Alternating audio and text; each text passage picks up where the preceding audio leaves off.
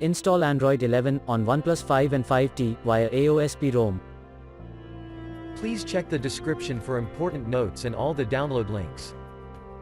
First download ROM and GApps packages, then transfer the downloaded files to the phone storage, link is in the description below. Step 2. Boot your device into TWRP recovery. Once in TWRP, click on Wipe, Advanced Wipe, and select the check boxes, as shown in the image, excluding internal storage.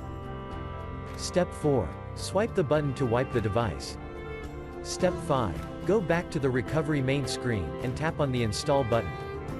Step 6. Navigate to the storage, and select the ROM zip file.